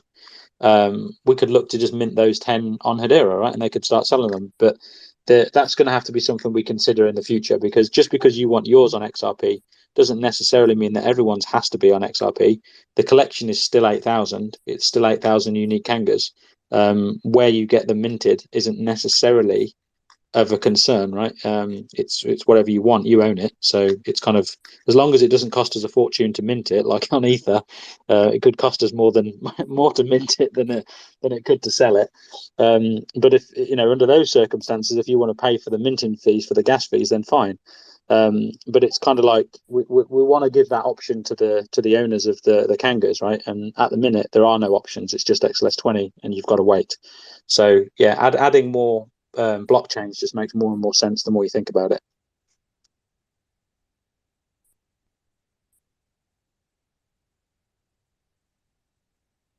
Okay. Anybody else got any questions on that Pacific topic? Okay, I know it's not Pacific, it's specific topic that Boss Man has just spoke upon? If not, we will let him keep on rolling with what he's got. He's got a lot of updates going on. A lot. Yeah, I'm glad to get them off my chest, if I'm honest, because they've been stacking up, and it's good to get things released and out of the way, because then you can move on to the next thing you need to get done, right? So I'm trying to think if there's anything else. Oh, there's the UI as well for the game.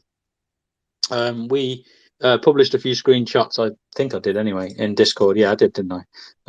For the UI of the game, of what that's going to look like.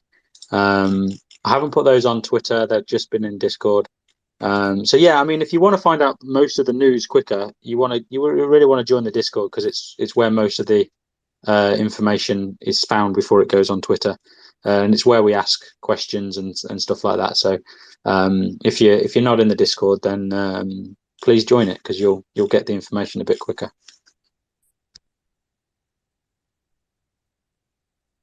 Yes. Oh, speaking of Discord, how about the I know you've posted it, but can you tell the information about the game? You've switched from one platform to another, didn't you, on building the game? Yeah, so we started out making it in Unity, and then just out of like necessity, really, as it turns out. So the Unreal tools are simply too good to ignore.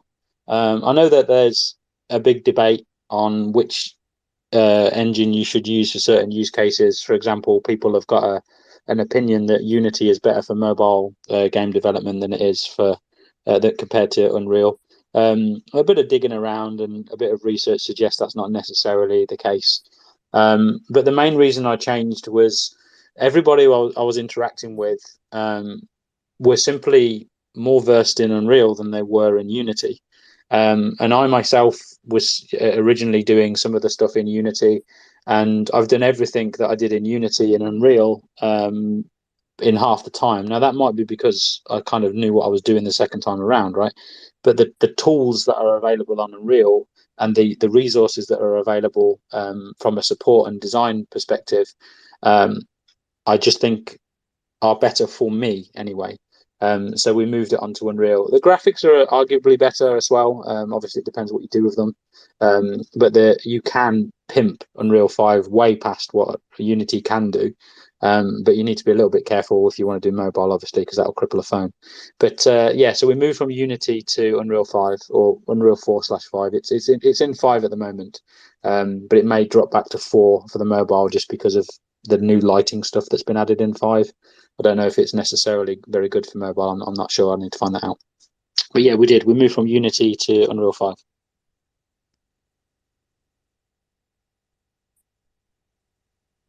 Dope.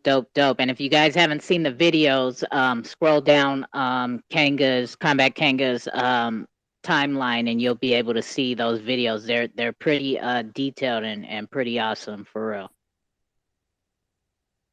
Yeah, we spent a lot of time on the assets. So the 3D assets take a decent amount of time to do, and they've been done by 2 people that work for a AAA studio. They've done artworks for a couple of the COD games and a few other AAA titles. So they're not cheap, and that it still takes a while to get it to look nice. But yeah, I think that it was definitely money well spent, and time well spent as well. So there's still more to do, but it's getting a lot closer now than it was, obviously, a few months back.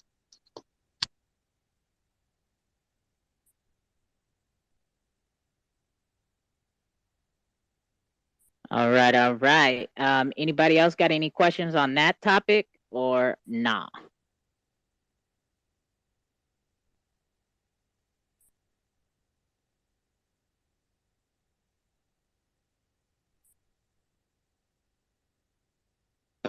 When the Kangos go to fight, will there be some sort of animation to watch them fight? So that's funnily enough where the idea of doing the 3D ones kind of came in, because we, in a perfect world, what I wanted to do was basically have your characters, left to right, like Street Fighter 2 type sort of visuals. But we're we're quite a way off getting the resources to get that to be part of the game at the moment. But we're doing a Kickstarter to help fund the game development specifically. That's obviously a non-crypto avenue. It's a normal Kickstarter avenue for games development.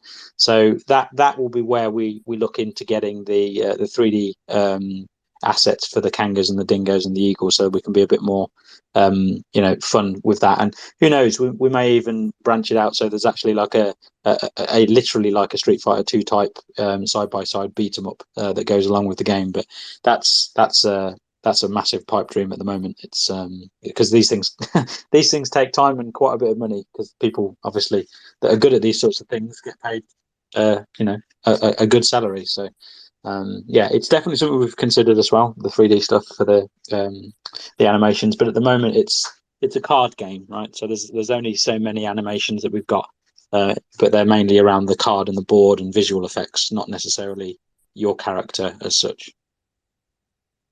Nice, nice. Yeah, I used to play Street Fighter 2 all the time. Creator Fund, Ripple Grant. Have you tried that?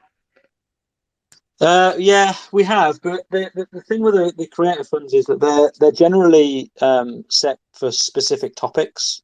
So if you don't fit within the general theme of that quarters or that round's funding, then the chances of you getting picked are pretty low. So we don't really fall into any of those at the moment.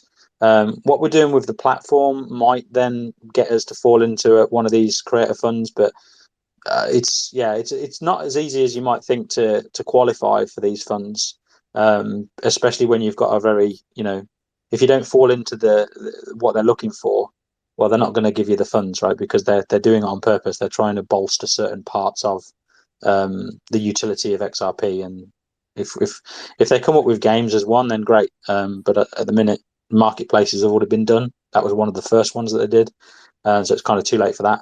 And I can't remember what the current one is now, but I know that we've applied for it anyway. If we get it or not is unlikely, but we have applied for it. We'll see what they say. Stop saying that. Stop saying that, because in there it says, yes, this is the topic, but they're open to any and everything. So just keep your fingers crossed, boss man, because you are building some dope shit. I try to be a realist. I don't want to get excited over things that may never happen, right?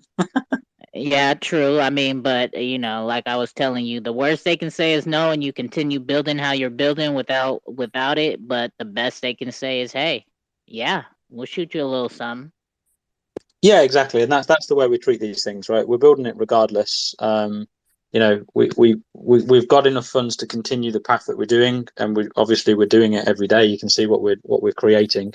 The difference between where we are with funding today and where we could be is just a matter of resources, right? We could take on one or two full-time game developers, for example, and the game would be accelerated, quite a lot compared to what it is right now. And if we, that's basically the short and the long of it, isn't it? You can't just spend all your money straight away, because if you do, you could burn it out quite quickly. So I've always been very conservative in terms of where we spend the money, how we spend it. But at the minute, it's chugging along in a general good in a good way. I know people want the game sooner rather than later, but we just have to be a little bit careful, because if that money won't last very long if we're paying full-time developers to get the game done, and you only need to make a couple of silly mistakes, and all of a sudden you've got half a game, and you really you're in a bad position. So at the minute we're being very conservative still, and we're still obviously we're still delivering, right? So onwards and upwards, as they say.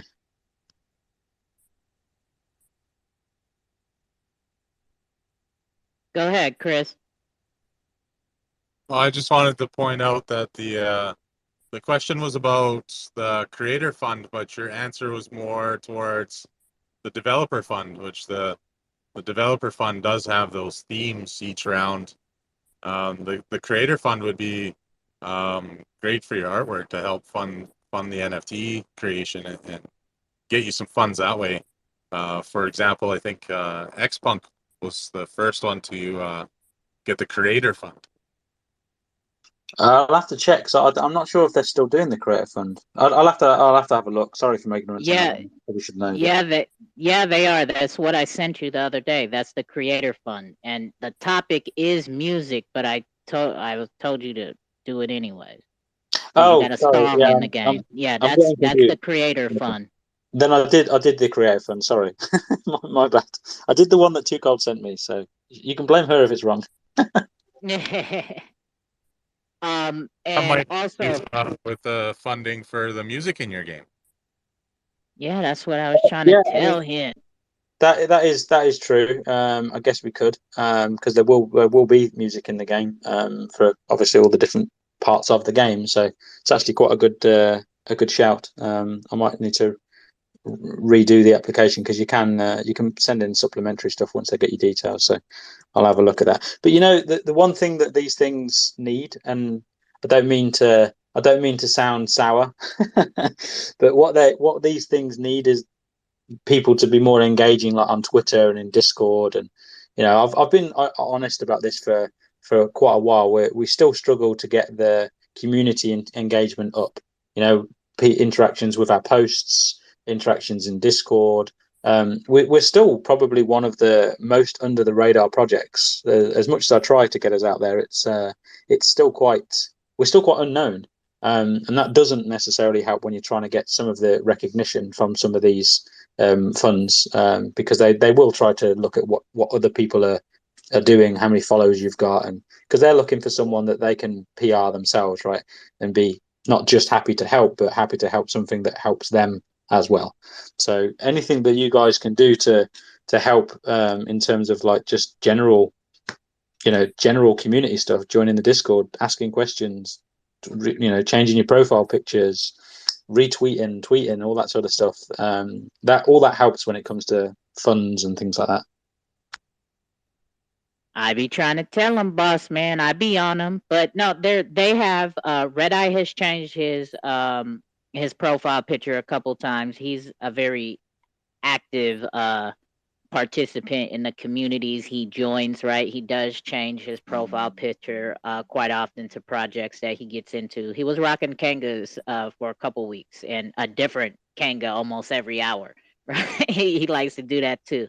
And then also R6, he's driving right now in Louisiana, but he has a Combat Kanga profile picture going on. And every space car I put up, I try to put up on the top of the jumbotron the most important tweet that I can of what Combat Kanga is doing to try to help get that retweet and engagement going. So we're trying, boss man. We trying. Yeah, I share every post I can. Um, I used to work with 162, the band group, whatever, and what they did. Unfortunately, it costs money to make money, and you could do a post and only get like 20 plays. Now you pay for a promotion, you get thousands of plays. And he did this for it took like 2 or 3 years to do this, to where finally he can just post something and then without doing a promotion and get those 5,000 plays. But yeah, it takes time to build. Yeah, it's a difficult one. I genuinely don't know how some of the projects get the followers that they get so quickly. Some of them are in the tens of thousands, and No, you know. They hire shillers and quote unquote influencers that have these substantial amount of followers, and then they use giveaways as incentives. But that doesn't mean that a lot of these projects, their following accounts aren't real, right? A lot of it is bot interaction and farmer accounts. So you're doing it the right way, right? You're engaging with real community. So hype hype can only last so long.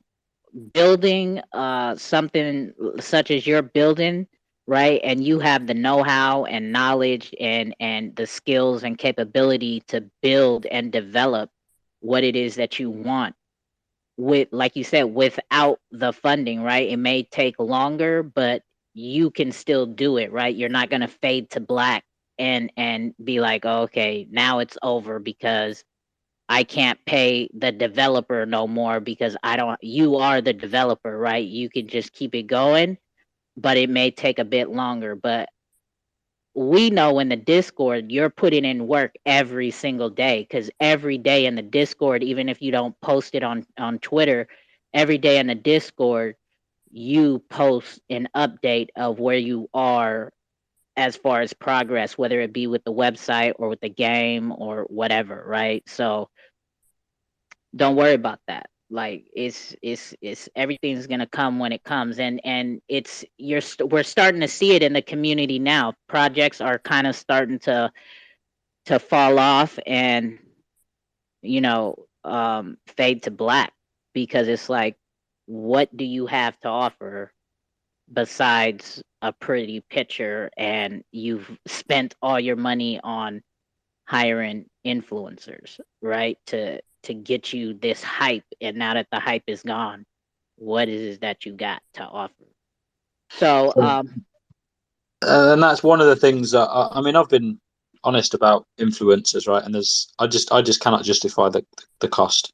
To some of them ask for the most outrageous amounts of money.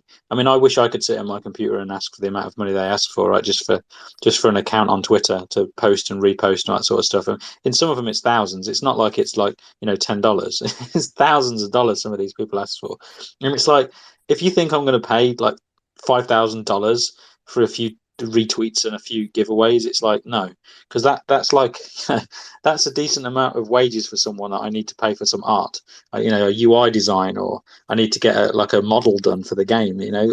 Every model on that board, if you look at the game board, every one of those models was created. We've got trees, you've got cactuses, you've got boats, you've got cards, you've got rocks. All these things take time. They've all got to be all the meshes for the cards. I'd much rather have assets built for the game and then show the assets than pay for some, person on Twitter to shill a post. I mean, it does. I don't. Yeah, I couldn't spend the money that way, and I wouldn't. I don't think, even if I had 10 times the amount that I've got, I just wouldn't do it. There's got to be better ways to get genuine followers than just paying some greedy person to basically sit there and retweet something. I don't know. It just doesn't. Yeah, I well wouldn't recommend any influencers. I was talking more of like a Twitter promotion, or a promotion directly for you. I mean, not paying an influencer. Yeah. He's talking about the Twitter promo page or something. Yeah, the problem with that is that our account and all of the NFT accounts. This is like the irony of Twitter, right? So with Twitter, you can have your NFT profile picture, right, and it's a triangle shape or octagon or whatever it is, right, to show that it's an NFT. But you try and do an advert on Twitter that's about an NFT project, and they close your advert almost instantly. So there's a few filters apparently that you can do, just to make sure that your advert can't appear into countries that are definitely you can't do it. And maybe that was the problem. But the trouble is, once you've done it, you kind of get blacklisted in terms of what you can actually advertise. So yeah, I need to go back to that and see. But we did do it at the beginning of the project. We did do sponsored tweets, and they did get some good interactions. But it just died because they kept blocking all of the adverts, so we couldn't post adverts or promoted tweets anymore. So maybe there's a way around it, but the only thing that I know of is you just need to make sure you filter the countries correctly. But we did that last time and it still got blocked. So I don't know if our account has been blocked from doing promotions now. I'm not sure. Yeah, I'd just avoid going with anyone who is an influencer personally, because they don't care about the project. What are you actually going to get for your money other than some probably very basic tweets that a load of people are going to see but aren't really going to give a damn about, in all honesty? Whereas somebody who is interested in the project will actually go that extra mile for you. So just, yeah, save your money, stay away from influencers, and use your community, use the people in the community to post for you. You'll get a lot more return from that than you ever would from an influencer. Yeah, and that's Yeah, what I'd rather have. Like with Too Cold, right? I'd much rather pay Too Cold than pay some influencer that just talks, just retweets and has a load of essentially useless accounts following them, right? And that's basically it. They're doing is fishing for free stuff anyway. The vast majority of them are just there to get the free token or the free this and the free that. So it doesn't seem like a very good place for me to do anything like that. yeah, But we and all that's know why that Too Cold, he's going to pay you from now on, so no more freebies. and that's why I encouraged him to do the Fish Fry Friday giveaway, right? We know he doesn't, I know he doesn't like to do just giveaways, and you guys know I don't like to do tweet, retweet, follow, and so I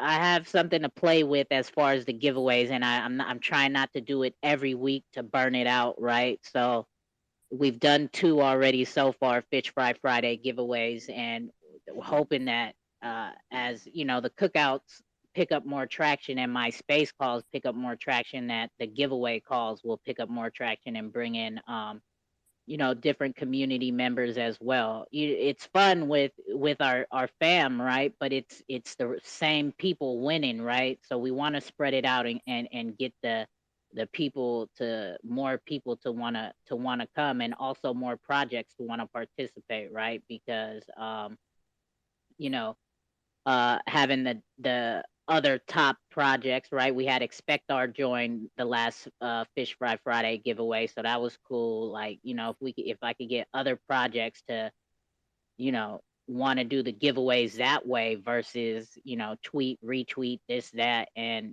rather pay, hire me to do live trivia and engage with people who really want to be a part of their community, right? So just everything takes time. And shit, what was I gonna say? Oh, this project I DM'd you on Discord, boss man. This project, Quarter Onion Games, they were on the cookout yesterday. I don't know if you guys remember, but they're trying to create a community for the gaming projects, and the head of this project he said he's been in game development for over, I think, 20 years or something, and they're really trying to help educate the community and get all the as many projects on the Xrpl that are gaming projects, and kind of help each other with resources and things in that nature. So you might want to reach out to Quarter Onion and let them know I sent you that way. Yeah, I'm just on their site now. It does look it looks interesting in terms of what they're trying to, like you say, bring together. So yeah, I mean, it's a natural fit. So I'll ping them a message. I'll let them know that you sent me for sure. Yes. And what else? Yeah, I think that's it for now from me.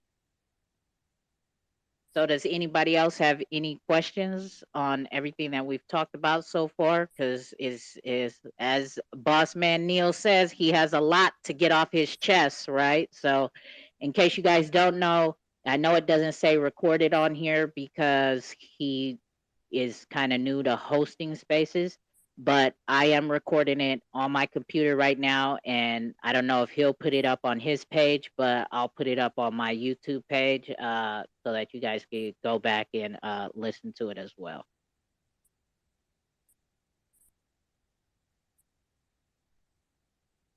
So, anything else, boss man, that you want to get off your chest? No, not at this point. No. We'll obviously ping a message out tomorrow when the website comes back up with the dingoes and the marketplace that are live. The website will go down while I do it. I need to improve that process. I said I would do it last time and I didn't. I was just too busy. So the website will disappear, but don't worry. It's not. Well, I'll post on Twitter before it goes down, like I did last time, so people don't panic. It shouldn't take too long to go down and come back up, but I've given myself an hour because just because you've tested it and tested it and tested it and you've done dry runs, the day that you do it, something goes wrong. So I'm giving myself an hour, but it should really only take about 10 to 15 minutes. And I'll do another tweet when it comes back up.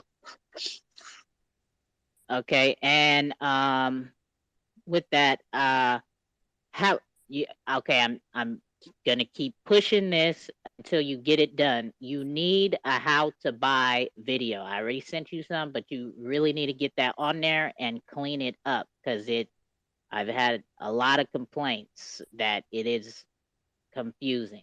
And I'm one of them people too that's like, oh, fuck this. Like, this is too, it's like, I'm cool. Like, on not just on any type of thing that I'm trying to do online, if it's too complicated, I just be like, fuck it, I'm good. Like, whatever. Right. So, Yeah, so that's a fair point. I mean, I'm too busy building. I'm not got time to circle back and to do the I guess the more admin related tasks. But I'll do a couple of videos about how to do the how to buy a dingo. Maybe I'll just buy a couple when it goes live, and then just record that as well with listing something on the marketplace. I'll list a Kanga and a couple of other things like that so people can see how it works. yeah, and on top of it, clean up the tabs too, because there's too many tabs. It's like too much information that it's confusing. Remember, and I sent you my suggestion, so it's Yeah, like we need to clean up the website.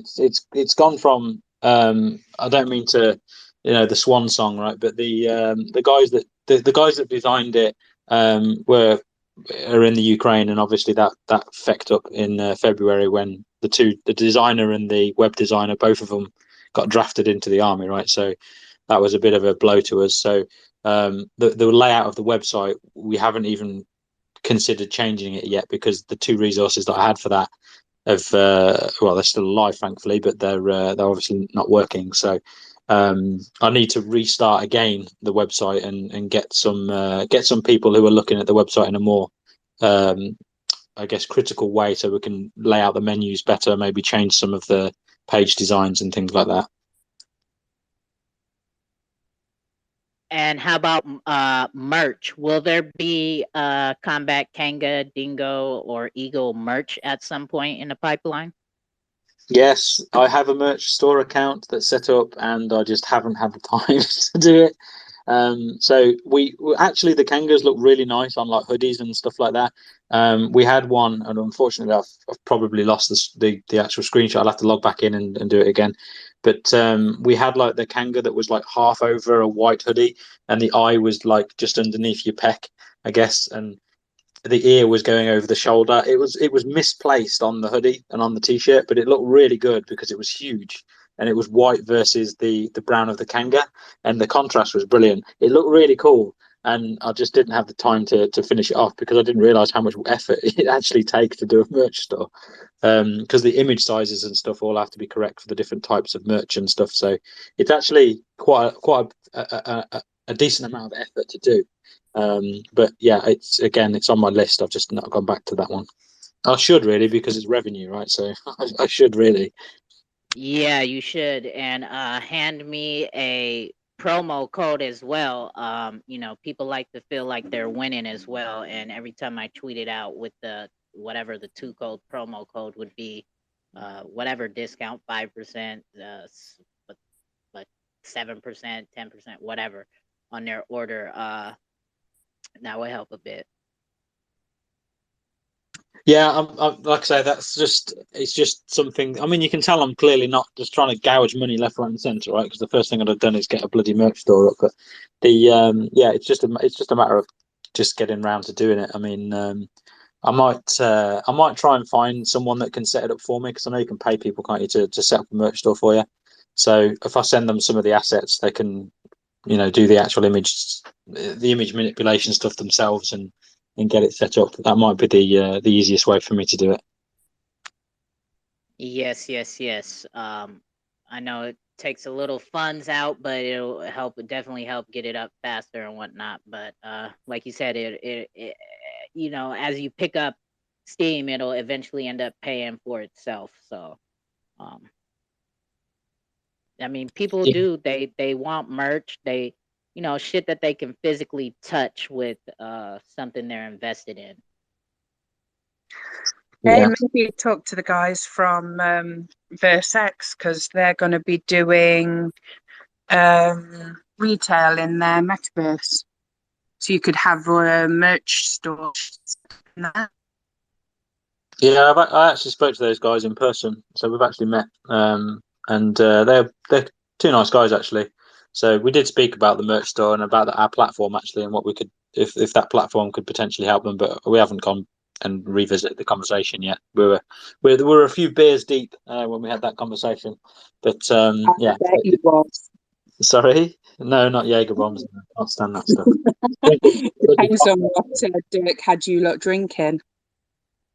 I was just drinking beer. That was all. That's funny, funny, funny. Um, yeah, and then I sent you information also on the project that wanted to reach out as far as the cross chain. So if you want, we can talk about that later, or reach out to that second account. That's the point of contact that you want to talk to, and tell him I sent you. And like I said, I think they're in the UK somewhere. Some of them, one of them. Yeah, they're in But Manchester. Manchester, I think. so if that's close, maybe you guys can drink beer and No, talk about. that's what I said. I'd go up to Manchester and see them, but haven't had a chance to do that yet. But it's on my list. Get her done, son. Get her done. No, but yeah, it's you know, it's slow and steady wins the race, right? As we're saying, every day you're putting progress in the Discord. Every day you're having an update to the game, the marketplace, and you're bringing something that other projects aren't, right? I think they said Yoniverse was one project they're pre-minting, right? And doing stuff. I don't know how they're doing it, right, as far as Universe. I think is Chris in here? Chris might know more on the technical side of things, but Universe's NFTs I think are pre-minted, but she's also cross chain as well with Art Collective from a whole bunch of artists from different blockchains as well. But as far as projects that are, you know, all out here with these IOU tokens, there's not one of that I've come across that's like, oh, okay, take this IOU token and go pre-mint and see what you come up with, and then you'll be able to still sell your pre-minted NFT if you want, if you don't like it, and you can do all this before XLS 20 goes live, like, you know. So I try to, as I'm on space calls, I try to keep pushing that out there and letting people know. And I don't know, you know, people are weird. They do like hype, but when hype fades away, they will start to come to see like, oh, okay, this is actually valuable, right? And the game it's underway, and the man behind the project is actually building the game. He's not waiting on his development team because he's just the finger pointer and the idealist and the guy with the money paying everybody to do all the work. Like, you're doing all of the work. So as in for, you know, slow and steady as it keeps getting out there, we gonna get there, boss man. We gonna get there. Yeah, we'll get there. Don't worry. It's like you say, slow and steady wins the day, and that's what we're doing. We're getting there. Every day we've got another tick off the list of things we need to do, and yeah, we'll get there. So what is gonna help give you that boost is you know, DS Dirk was a little bit tipsy a little bit, but he said it like a couple times that, you know, Combat Kanga and Expectar are working on something together. So and you know he likes to market big. So whatever that is, we'll definitely whenever you guys figure that out, and he decides to start pushing that that promo out for whatever, that you will definitely get a lot more attention for sure. Yeah, he came out with that a little bit prematurely, because we haven't necessarily agreed what that's going to be, but he said it, so he's clearly further down the track in terms of mentioning it than than I was. But yeah, we are cooking something up, and yeah, it's too early to say what that is. It's not necessarily Xspectar and Combat Kanga branded and related, but we got along. We get along really well, and I've got a lot of respect for the type of person Derek is, how he operates, where he comes from, his experience, and hopefully that's a vice versa, but from the technical background that I've got. So yeah, it's not just yeah, we're talking about things. That's as much as I'm willing to say, and any one of those things would be a benefit to the project because it would certainly help. But as for what that is, we'll have to get the I guess the legalese sorted out before anything gets publicly spoken about. So Sounds awesome sauce to me. All right, so anybody else got any questions with all the info that boss man Neil from Combat Kanga has laid out so far today? And just you even doing space calls like this, right? Probably next time, maybe a scheduled one. If you want to host it, we'll kind of draw more attention to it. If you give everybody maybe a 24-hour notice and put the tweet out, or if you're gonna come and have me host it on under my page, whatever.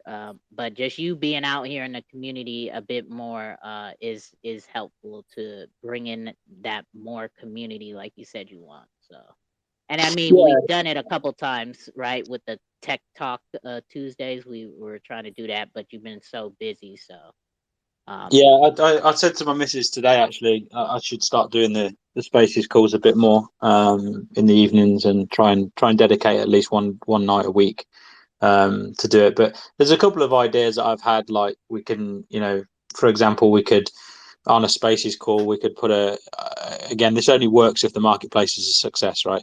But maybe on the call we could like hide a dingo or something in the marketplace for a ridiculously low amount, and we could just say, if you can find the dingo, well, you can buy it, and if you don't find it by the time the call ends, then we just take it off the market.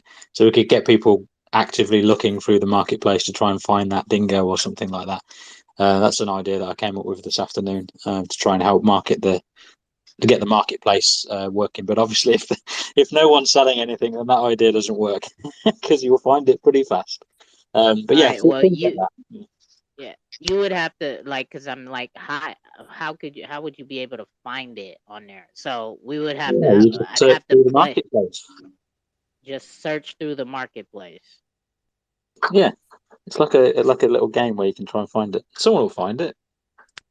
Okay. Well, when it goes live and I put my hands on it and try to and see what it is you're talking about, maybe, and then we'll go over that and see if we can do that. Yeah, it's just an idea, right? We might not do it. It's just something that we could do once we've got a marketplace. You can use it as a fun way of doing something.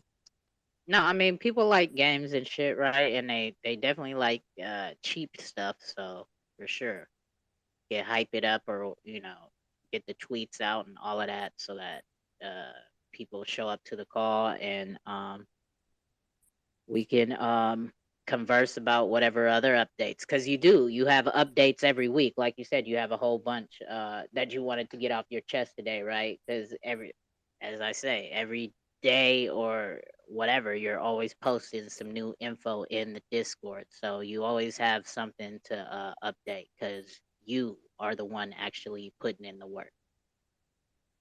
Yeah, that is true. Exactamente.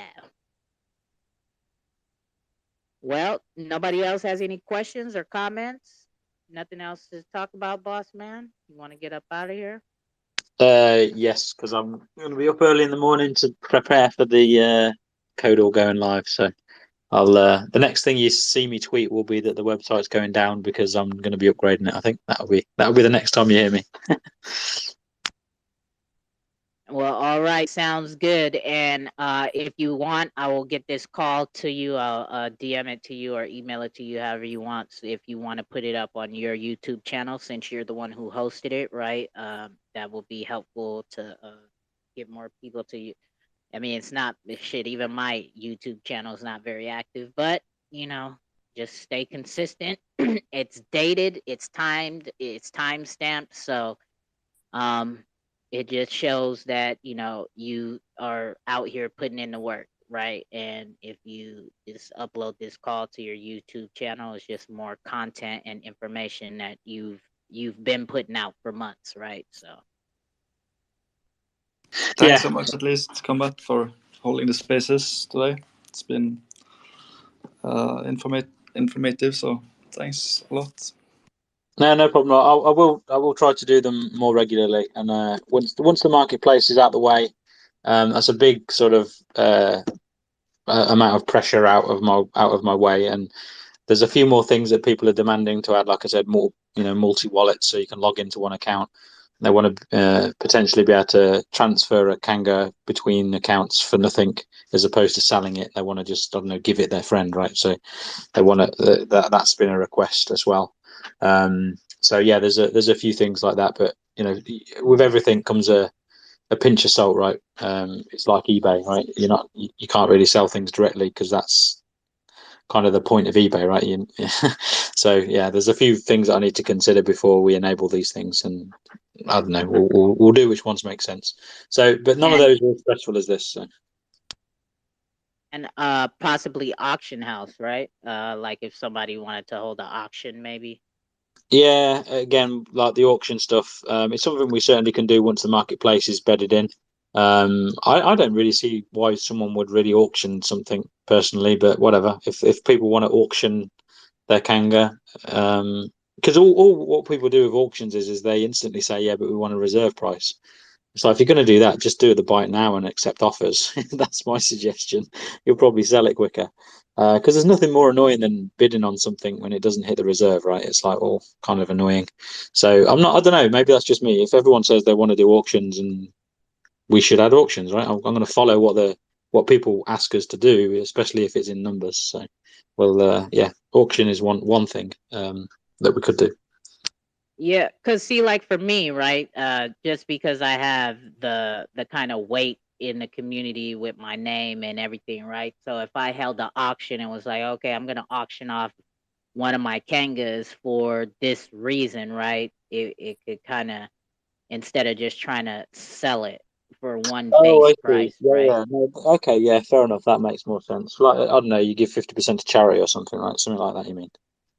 Yeah, exactly. Or however I yeah, use it for charity or to draw more attention to something. I don't know, but and if there are other people, right? Or if Dirk said he was gonna auction off a Kanga, right, or something, like, you know what I mean, like, or even, not to say that we're more important because we have we're more notoriety in the community, right?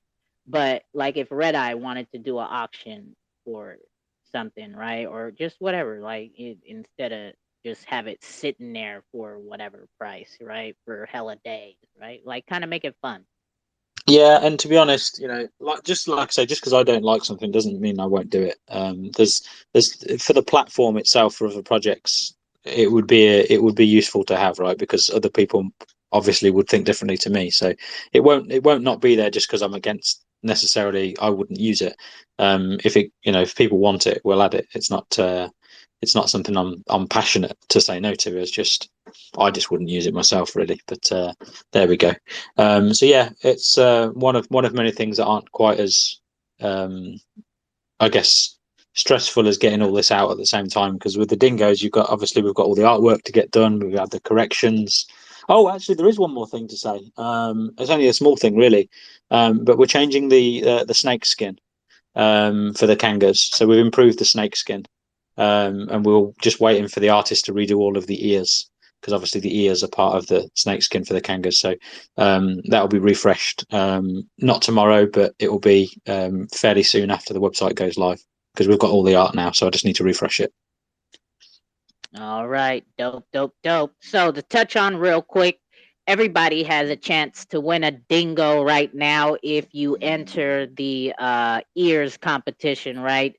Give your suggestion of what ears that you do not see on this GIF video, right? So what type of ears would you like to see that are not already there? And if your 2 suggestions win, it will be put into the collection, and also you will be airdropped a dingo. Correct. Go. You'll be given a dingo coupon to mint or use on a board. So 1, 2, 3, go. Bye. All right, y'all. So thank you, boss man Neil Combat Kanga, for all the updates, and thank you guys for showing up and asking questions and being a part of the conversation. So we will be getting up out of here. Unity, you're gonna have to run this call back. There is a lot of information in here. It doesn't say recorded on it, but I am recording it live on my computer right now, and he will be putting it on his YouTube channel, and I will also be putting it on my YouTube channel as well. So we're about to head up out of here, Unity. You came in late, my guy, but there's a a lot of updates that he gave us in here. So you're definitely gonna want to run this back. All right, guys. We are getting up out of here. All right, boss man. Thank you for coming out and spending the afternoon with us and sharing all the information. See you later, alligator. I promise it won't be as long for the next one. It's all right. It's all right. James, too, if you want to catch up on information, I know it doesn't say recorded on top of here, but I am recording it live on my computer. There's a lot of information in here, a lot of updates. Combat Kanga is going to post it to his YouTube channel, and I will post it to my YouTube channel as well. So if you want to run back and get all the updates that he dropped in here this afternoon, there is a lot of good stuff that he's bringing to the project. So definitely run that back. And I will let you know when I post it on my YouTube. It will probably be a couple days because I'm trying to catch up right now.